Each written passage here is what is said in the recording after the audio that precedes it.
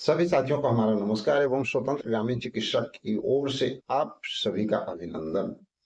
साथियों, आज बहुत बड़ा न्यूज निकल करके सामने आ रहा है, खासकर ग्रामीण चिकित्सकों के लिए बहुत बड़ी बात। और जितनी भी बातें हैं ना, उन्हीं के लिए बड़ा न्यूज माना जा सकता है।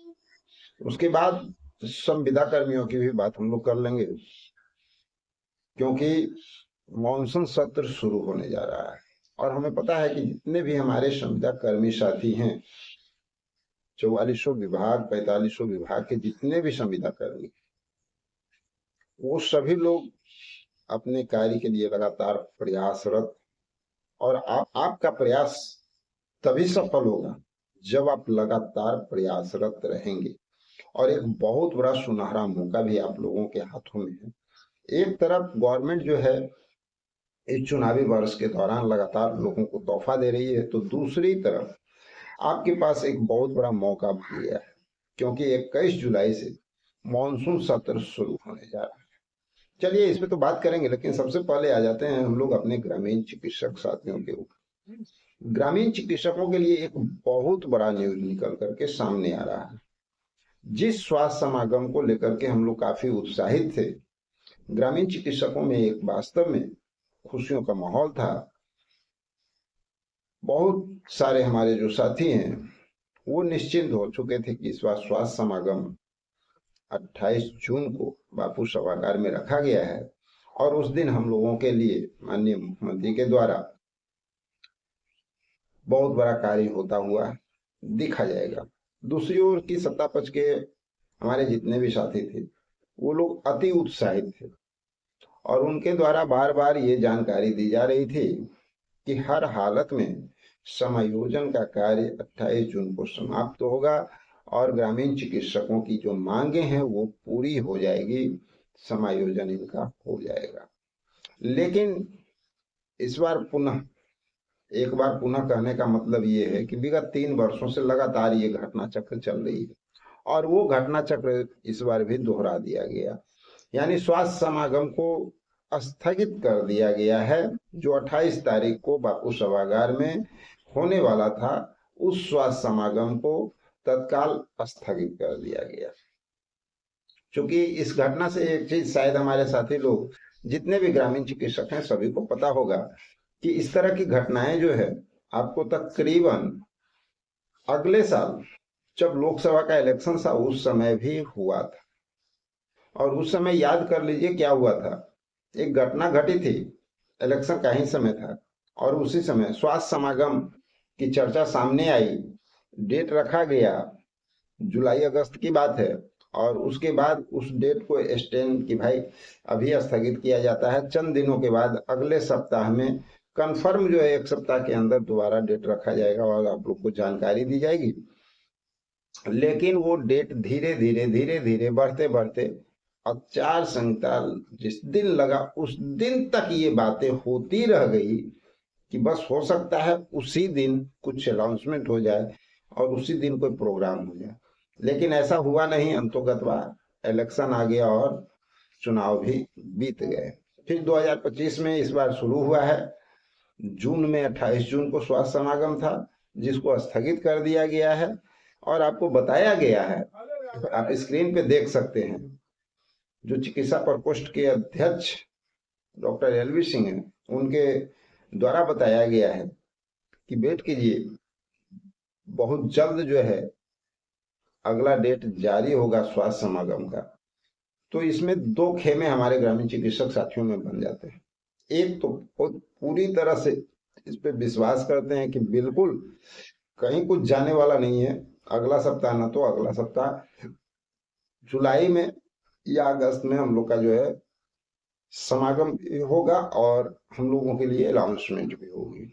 दूसरी ओर कुछ साथियों में हतोत्साहिता बढ़ जाएगा, क्योंकि जो लोग बार बार देख रहे हैं कि विगत 3 वर्षों से स्वास्थ्य समागम के नाम पे क्या हो रहा है, किन्हीं से छुपा हुआ नहीं है। उतना डीप में अब हम लोग नहीं जाएंगे, क्योंकि लोगों का अपना काम है करना और वो कर रहे हैं। तो चलिए साथियों, उन साथियों को भी कहना चाहेंगे जो बार बार हिदायत कर रहे हैं कि सर काम हो चुका है, हर हालत में हो जाएगा। चलिए, बहुत खुशी की बात है, हम लोग भी चाहते हैं कि आपका काम हो जाए और ये जो लगातार लंबे अरसे से हम लोग का मांग जो पड़ा हुआ है वो पूरा हो। और इसी के साथ साथ एक बहुत बड़ा गुड न्यूज और निकल करके सामने आ रहा है। ये गुड न्यूज सिर्फ ग्रामीण चिकित्सकों के लिए नहीं, ये गुड न्यूज संविदा पर जो काम करना चाहते हैं, जो कहीं ना कहीं अपने आप को सरकार के साथ जोड़ करके स्थापित होना चाहते हैं, उन सब के लिए रोगी कल्याण समिति का गठन हो गया है। और ये गठन 33 जिला, बिहार के 33 जिला में हुआ है। 38 जिला है, 33 जिला में ये गठन हो गया है। और हर जिला में तकरीबन 8 लोगों को पदभार दिया गया है। उसका लिस्ट स्क्रीन पे लगातार चल रहा होगा, आप लोग देखते जाइए। और अपने ग्रामीण चिकित्सक साथियों से कहना चाहेंगे, आप लोग थोड़ा गौर से इस लिस्ट को देखिएगा। हमें तो पूरे लिस्ट में कहीं पे नाम नजर नहीं आया, लेकिन कुछ साथियों के द्वारा ये बार बार कहा जा रहा है कि भाई सब ग्रामीण चिकित्सक का ही नाम है। वो ग्रामीण चिकित्सक का नाम है जो एनआईओ से फर्स्ट बैच में प्रशिक्षित हुए थे। शायद आप लोगों को, किन्हीं साथी को अपना नाम अगर यहाँ पे नजर आ जाए तो थोड़ा हमें भी बताइएगा, कमेंट बॉक्स में सूचना दीजिएगा कि हाँ सर हमारा नाम है। लेकिन अगर ऐसा होता है तो बहुत अच्छा रहेगा कि ग्रामीण चिकित्सक का भी कार्य इसमें हो जाए, क्योंकि ग्रामीण चिकित्सकों के अंदर एक उत्साह बना हुआ है कि रोगी कल्याण समिति में हम लोग को भी लगाया जाएगा, प्रखंड स्तर पे भी और पंचायत स्तर पे भी। बहुत अच्छी बात है, हम भी चाह रहे हैं कि कहीं ना कहीं लोग सेटल हो जाए। तो अगर रोगी कल्याण समिति में ग्रामीण चिकित्सकों के लिए कहीं कोई बात आती है तो ये बहुत बड़ी खुशखबरी होगी। आगे जैसे ही इसकी पूरी जानकारी निकल करके सामने आती है तो आप लोगों के सामने जरूर शेयर करेंगे कि हाँ वास्तव में यहाँ पर आप लोगों के लिए कोई स्थान बन रहा है या नहीं बन रहा है। लेकिन ग्रामीण चिकित्सकों के अंदर एक बहुत ज्यादा खुशियों का माहौल छाया हुआ है। रोगी कल्याण समिति का जो गठन हुआ है इसको लेकर के उन लोगों के अंदर एक उम्मीद का बहुत बड़ा किरण बना हुआ है। चूंकि रोगी कल्याण समिति का नाम बार बार इनके साथ जोड़ा जाता था तो इनके अंदर एक उम्मीद बन चुका है कि बिल्कुल हमें जो है रोगी कल्याण समिति का जब गठन हो गया है तो हम लोग का भी कार्य इसी में कहीं ना कहीं हो जाएगा और हम लोगों को भी जगह मिल जाएगा। तो साथियों, रोगी कल्याण समिति का गठन होना अपने आप में एक बहुत बड़ी बात है और ग्रामीण चिकित्सकों के समायोजन की तो बात है ही, लेकिन इसके साथ साथ एक बड़ी बात ये भी है कि इसका अगर गठन हुआ है तो समाज को भी इसका बहुत बड़ा फायदा मिलने जा रहा है, आम जनता को भी इसका बहुत बड़ा फायदा मिलने जा रहा है। चलिए, इस पे डेडिकेटेड वीडियो यानी पूरी जानकारी ग्रामीण चिकित्सक रोगी कल्याण समिति, किनका वैकेंसी होने जा रहा है, नहीं होने जा रहा है और समाज को कैसे बेनिफिट मिलने जा रहा है, सारा डिटेल अगले वीडियो में आप लोग बता देंगे। लेकिन अभी जो है हमारे संविदा कर्मी साथी, उनके लिए कुछ अहम बातें। आप सब लोग लंबे अरसे से अपनी मांगों को लेकर के सरकार के सामने रख रहे हैं और अपने मांग को लेकर के लगातार धरना प्रदर्शन के द्वारा भी सरकार तक मैसेज पहुंचाने का प्रयास कर रहे हैं। सरकार में भी खलबली है, सेंट्रल गवर्नमेंट के द्वारा भी जो है काफी राशि दी गई है और एक हिदायत भी दिया गया है कि जितने भी कर्मचारी वर्ग हैं उन पर सरकार विशेष ध्यान दे।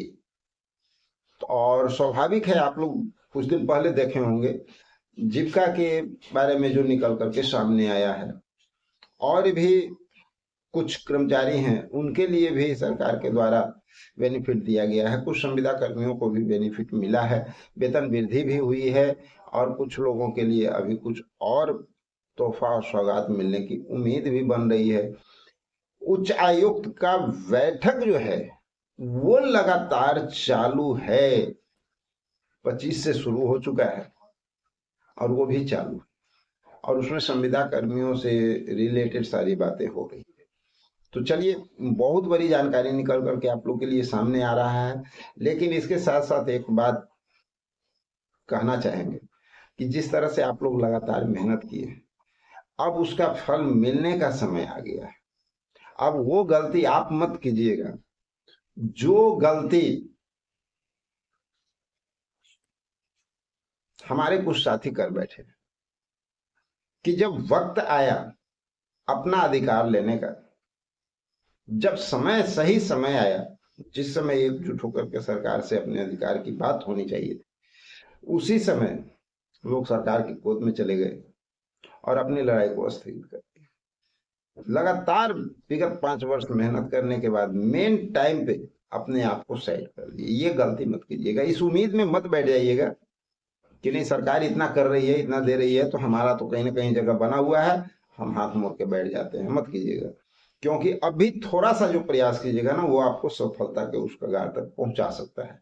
इसलिए मानसून सत्र चल रहा है, मानसून सत्र की शुरुआत होने जा रही है, उसमें आप लोग अपनी बातों को एक बार पुनः उठाने का प्रयास करें सदन में, क्योंकि इस सत्र के बाद शायद फिर विधानसभा का सत्र इस बार नहीं हो सके। सितंबर और अक्टूबर के दौरान जो शीतकालीन सत्र होते हैं, उसी समय इलेक्शन का शंखनाद हो जाएगा। तो कुछ गारंटी नहीं कहा जा सकता है कि कुछ दिन पहले हो जाए या नहीं हो जाए, लेकिन चांसेज नहीं है।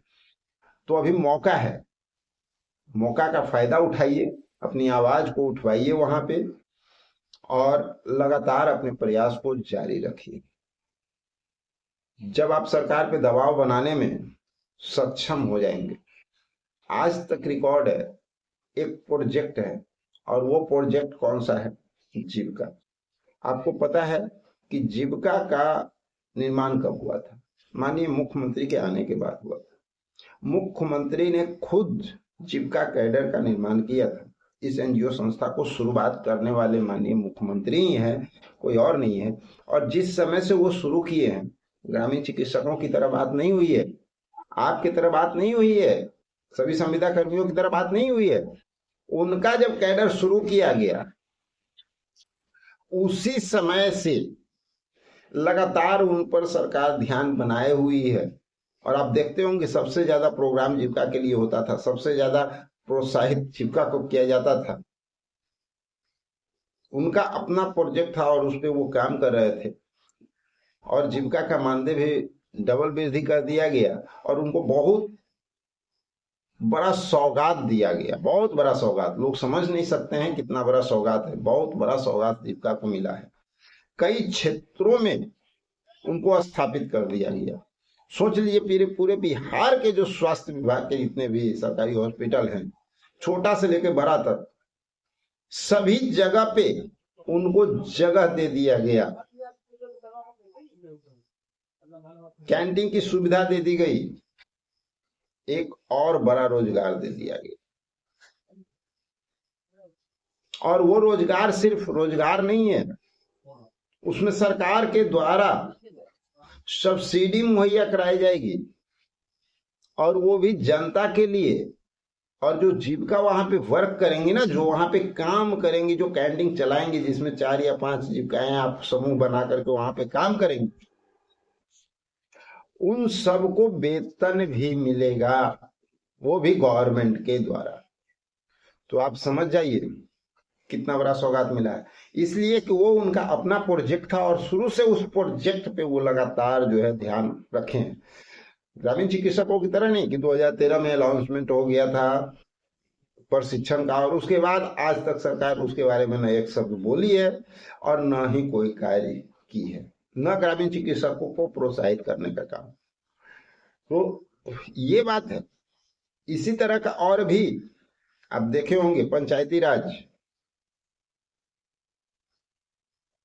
यहाँ पे भी काम हो रहा है। तो बहुत सारे संविदा कर्मी देख रहे हैं कि उनका काम हो रहा है, लेकिन ये देख करके बैठिएगा तो आपका काम बिगड़ेगा। इसलिए लगातार प्रयास जारी रखे हुए हैं आप लोग, लगातार प्रयास जारी रखिए। इस शीतकाल में भी ये जो मॉनसून सत्र चल रहा है ना, इसमें भी अपनी आवाजों को बुलंद कराइए। आपके साथ सभी लोग लगे हुए हैं, और हम लोग का जो कार्य है सोशल मीडिया के तहत सरकार से मांग करना, सरकार से अपने अधिकार की बात करना, वो हम लोग भी अपनी ओर से आवाज उठा रहे हैं। और हमारे साथ साथ बहुत सारे चैनल, बहुत सारे साथी जो हैं आपके लिए आवाज उठा रहे हैं। तो आप लोग अपने दायित्व को भी निभाएं कि आप लोग का भी कार्य जल्द से जल्द हो सके। तो साथियों, इन्हीं सब बातों के साथ मिलते हैं एक अगले वीडियो में। जब तक के लिए जय हिंद।